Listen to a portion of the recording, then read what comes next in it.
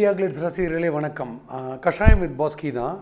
நிறைய படங்கள் பார்க்குறதுனால லேட்டஸ்ட்டாக இப்போ என்ன படம் பார்த்தேன், இப்போ என்ன படத்தோட ரிவ்யூ பண்ண போகிறேன்னு யோசிக்கிறதுக்குள்ளே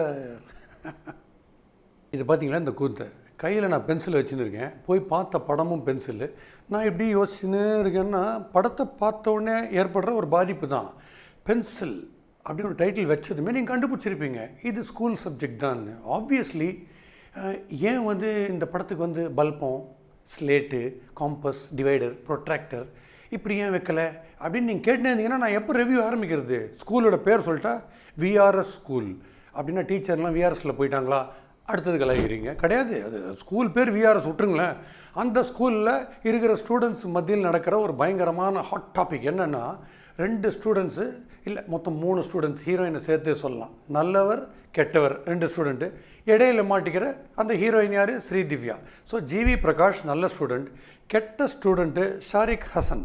அதுக்கப்புறம் அவர் தான் ரியாஸ் கானுடைய சன்னு, ரியல் லைஃப்பில் அவர் வில்லன். குறுக்க ஸ்ரீதிவ்யா. ஸோ இவங்க 3 பேருமே ஸ்டூடெண்ட்ஸ் இந்த ஸ்கூலில். என்னென்ன கேரக்டர்ஸ்? ஜிவி பிரகாஷ் அவர் என்னென்னா, மார்ஸில் வாழ்க்கை எப்படி இருக்கும், செவ்வாய் கிரகத்தில் வாழ்க்கை எப்படி இருக்கும்னு ரிசர்ச் பண்ணி தீசிஸ் பேப்பர் சப்மிட் பண்ணுற ஒரு intelligent, brainy, studious student. Marks வாங்குறோம் இல்லையோ, மார்க்ஸ் வாங்கினே இருக்கார். யுனெஸ்கோவில் போய் ஸ்பீச் கொடுக்க போகிறார் அதை பற்றி. Brilliant student. இந்த பக்கம் கெட்ட ஸ்டூடெண்ட்டு, மொபைல் ஃபோனும் கையுமாவே அலையிறார். மொபைல் ஃபோனில் யார் யார் எங்கேயான க்ளோஸாக கொஞ்சம் குளிக்கிற மாதிரி யாராவது மழையில் நினச்சா கூட டக்குன்னு எடுத்துடுறாரு மொபைலில். அந்த ஊர்லேயே 2 பேர் பக்கத்தில் வரதுக்கே பயப்படுறாங்க. ஏன்னா மொபைலில் யாராவது கொஞ்சம் கை கொடுத்தா டக்குன்னு எடுத்துடுறாரு. பர்த்டேக்கு அப்படி கட்டி பிடிச்சா டக்குன்னு மொபைலில் எடுத்துடுறாரு.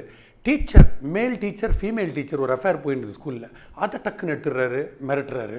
ஃபுல்லாக வீடியோ எடுத்து மொபைல் பூரா கான்டாக்ட்ஸே கிடையாது, வெறும் இந்த மாதிரி வீடியோஸு, பலான வீடியோஸை வச்சுன்னு எல்லாரையும் மிரட்டிக்கினே இருக்கார். வல்லவனுக்கு புல்லும் ஆயுதம் மாதிரி வில்லனுக்கு செல்லும் ஆயுதம் அப்படின்னு அவர் பாட்டுக்கு ஒரு பக்கம் மிரட்டினே இருக்கார். ப்ளஸ் பாயிண்ட்ஸ் என்ன? அதாவது ரொம்ப போர் அடிக்காமல், என்ன தான் சைல்டிஷாக இருந்தாலும், ஸ்கூலுக்குள்ளேயே நடந்தாலும் போர் அடிக்காமல் சீன்ஸ் எடுத்துன்னு போகிறத பொறுத்த வரைக்கும் டைரக்டர் மணி நாகராஜ் ஓரளவுக்கு சக்ஸஸ் காண்றாரு. ஏன்னா ஏதாவது ஒரு இன்சிடென்ட் நடந்துனே இருக்குது. அது என்ன சம்பந்தம் அப்படிலாம் நீங்கள் கேட்டுடவே கூடாது. எல்லோரும் கையில் ஒரு பென்சில் வச்சுருக்காங்க. இப்போ தண்டனைக்கு பென்சில், ஒரு ஸ்டூடெண்ட்டை தண்டிக்கிறதுக்கு பென்சில் இப்படி வச்சு அப்படின்றாங்க ஸ்டூடெண்ட்டு, வாத்தியார் அந்த மாதிரி ஒரு பென்சில் தண்டனை. அதுக்கப்புறம் சதக் குத்துறதுக்கு பென்சில், யோசிக்கிறதுக்கு பென்சில், வெளியில் பாப்கார்னை குத்தி சாப்பிட்றதுக்கு பென்சில், எல்லாத்துலேயும் பென்சில். பென்சில் இல்லாத சீனே கிடையாது. ஸோ பென்சில் அது ஒரு பக்கம். அண்டு இன்னொரு முக்கியமான விஷயம், stunt choreography. Dilip Subbarayan, super Subbarayan காம்பினேஷனில் இந்த நல்ல ஸ்டூடெண்ட் ஒரு கெட்ட ஸ்டூடெண்ட் ஒரு ஃபைட் டுவர்ட்ஸ் இன்டர்வல் நடக்குது.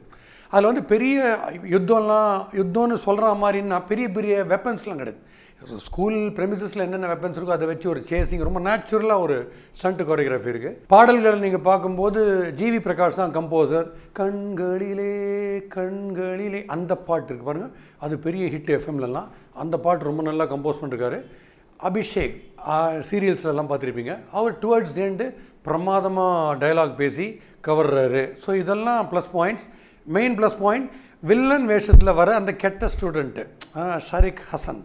அவர் ஃபஸ்ட்டு படம் போல் இருக்குது. பட் ஃபஸ்ட்டு படத்தில் ஒரு கெட்ட ஸ்டூடெண்ட் டாமால் டிம்மில் அந்த பெஞ்சு கிச்செல்லாம் தூக்கி அடிச்சுட்டு வாத்தியாரை டப்புன்னு தட்டி ஹெட் மாஸ்டர் பார்த்து அப்படி பண்ணுறது, அந்த லெவலெல்லாம் பண்ணாமல் காமாக இருக்கிறதுல என்ன லிமிட்டேஷன்ஸ் இருக்கோ அதுக்குள்ளே, ஆனால் நம்ம எல்லாருமே வெறுக்கிற மாதிரி ஒரு கேரக்டரைசேஷன் ஒன்று பண்ணியிருக்காரு. அதில் அவர் ரொம்ப நல்லா ஸ்கோர் பண்ணுறாரு. இப்படி படம் போகுது.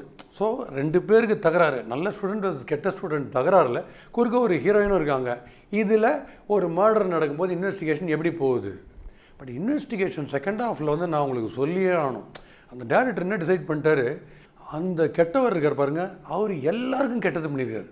அந்த ஸ்க்ரீனில் வர ஒரு 400 பேருக்கு அவர் கெட்டது பண்ணியிருக்காரு. அதனால் அவருக்கு ஏதாவது ஒன்று ஆச்சுன்னா நீங்கள் 450 பேரை க்யூவில் நிற்க வச்சு இன்வெஸ்டிகேட் பண்ணினே இருக்கணும். முதல்ல எப்போ சந்தித்தேன் அப்படின்னு கேட்டுனே இருக்கணும். நீங்கள் அந்த 450 பேரில் யாராவது ஒருத்தர் கண்டிப்பாக அந்த மர்டருக்கு காரணமாக இருப்பார். நீங்கள் நினைக்கும் போது 451 நாங்கள் ஒருத்தர் வச்சுக்கிறோம் மைண்டில்.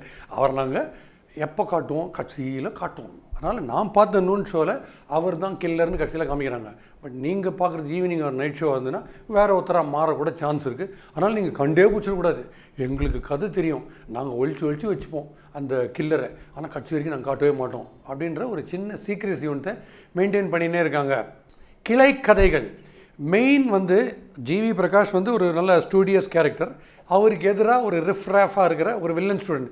இவங்க 2 பேருக்குள்ளே இருக்கிற மோதல்னா அது 2த்துலேயே இன்சிடென்ட்ஸை சுற்றி பிணைச்சு அந்த 2 பேருக்குள்ளே டஃப்பாக ரைவல்ரி உருவாகிற மாதிரி கடைசி வரைக்கும் காமிச்சிருந்தா இந்த சப்ஜெக்ட் வந்து உண்மையிலேயே பென்சில் மாதிரி ஷார்ப்பாக இருந்திருக்கும். பட் இதில் வந்து எங்கே வந்து பிரச்சனைகள் வருதுன்னா கிளைக்கதைகளில் ஏகப்பட்ட கிளைக்கதைகள். அதான் சொல்கிறேன்னா, அவர் ஒருத்தரை போர்னோகிராஃபி எடுத்தால் பரவாயில்ல, எந்த பொண்ணை பார்த்தாலும் மொபைல் ஃபோனில் அவர் எடுத்துகிட்டே இருக்கார் ஒரு பக்கம். அதுக்கப்புறம் இங்கே மார்ஸ், இந்த பக்கம் ஹீரோ வந்து மார்ஸு அவருடைய பேப்பர்ஸு தீசிஸ் ரிசர்ச், அந்த பக்கம் ஹீரோயின் வந்து அவங்களுடைய ஆங்கிளில் இன்வெஸ்டிகேஷன் ஆங்கிள் ஒன்று. இதை தவிர திடீர்னு காம்பவுண்ட் வால் வஞ்சிருது, பன்னியெல்லாம் உள்ளே வந்துடுது. இட்ஸ் அ வெரி பன்னி ஃபீச்சர். பன்னிங்கள்லாம் உள்ளே வந்துடுதுன்னு சொல்லிட்டு அங்கே ஒரு அட்மினிஸ்ட்ரேஷனில் ஒரு பிரச்சனை, அதுக்கப்புறம் புதுசாக ஒரு ஸ்டாஃப் ரெக்ரூட் பண்ணுறது, ப்ரைவேட் ஸ்கூலில் என்னெல்லாம் பிரச்சனை, அப்படி ஏகப்பட்ட கிளைக்கதைகளில் போனதுனால பென்சிலுடைய ஷார்ப்னஸ் குறைஞ்சினே வருது. செகண்ட் ஹாஃபில் இன்ஸ்பெக்ஷனுக்குன்னு சொல்லிட்டு ஊர்வசி வராங்க, எவ்வளோ பெரிய டேலண்டட் ஆக்டர்ஸ் அவங்க இன்ஸ்பெக்ஷனுக்குன்னு வராங்க. அவங்க பேசேஜில் நடந்துனே இருக்காங்க. படம் பூரா அவங்க நடந்து என் தேட்டரை நான் உட்காந்து அந்த தேட்டரை தாண்டி கிட்டத்தட்ட கோயம்புத்தூர் வரைக்கும் நடந்து போகிறாங்க. அவங்க கூடவே ஒரு பிரின்சிபல் ஒருத்தர் இப்படி ஆடினு டிபி கஜேந்திரன் வந்து எல்லாம் எக்ஸ்பிளைன் பண்ணினே இருக்கார் பில்டிங்கை பற்றி. அவங்க வந்து ஸ்டூடெண்ட்ஸ் எல்லாம் எப்படி படிக்கிறாங்கன்னு ஐஎஸ்ஓ சர்டிஃபிகேட் கொடுத்து வந்தாங்களா அந்த ஸ்கூலுக்கு, இல்லை அந்த பில்டிங்க்கு பெயிண்ட் அடிக்கிறது எவ்வளோ செலவாகும்னு பார்த்து வந்தாங்களான்னு தெரியல. அவங்க நடந்துனே இருக்காங்க. இன்னொரு பக்கம் பார்த்தா ஜிவி பிரகாஷ் அப்புறம் ஹீரோன் அவங்களாம் ஓடினே இருக்காங்க. இப்போ ஒரு பக்கம் எல்லோரும் ஓடினே இருக்காங்க, ஒரு பக்கம் நடந்துனே இருக்காங்க. இல்லை என்ன சொல்ல வராங்க, இது உண்மையிலேயே நடந்த கதை ஒரு பக்கம், இந்த பக்கம் படம் ஓடும் அப்படின்னு சொல்லிட்டு. ஆனால் யார் சுறுசுறுப்பாக இருக்கணும், போலீஸ் அவர் சாந்தமாக வந்து பாத்ரூம் எங்கே, அதுக்கப்புறம் எல்கேஜி எங்கே அப்படின்னு அவர் பாட்டு கேட்டுன்னு இருக்கார். ஸோ இது வந்து ஒன்றுமே புரியல, ஏகப்பட்ட கதைகள். ஸோ டோட்டலி அவுட் ஆஃப் ஃபோக்கஸாக இருக்குது. இந்த 2 பேருக்குள்ளே இருக்கிற ரைவல்ரி வந்து பீக்கில் எடுத்துன்னு போயிருந்தால் இன்னும் வேறு மாதிரி இருந்திருக்கும் அப்படின்றது எங்களுடைய opinion. So overall school subject பென்சில்னு ஒரு ஷார்ப்பான டைட்டில் கொடுத்துட்டீங்க, பட் கிளைக்கதைகள் ஏகப்பட்டது கொண்டு வந்ததுனால அது ரப்பராக மாறிடுச்சு. பட் இந்த இடத்துல ஒரு ஷார்ப்னர் வந்ததுன்னா பென்சில் உண்மையிலேயே ஊக்கு உடையாமல் மொக்கையாகாமல் ஷார்ப்பாக இருந்திருக்கும். அடுத்த படம் பல்பம்னு ஒன்று எடுக்கும்போது இன்னும் ஷார்ப்பாக ட்ரை பண்ணுங்கள். அடுத்த கஷாயம் வித் பாஸ்கியில் கண்டிப்பாக சந்திக்கிறேன்.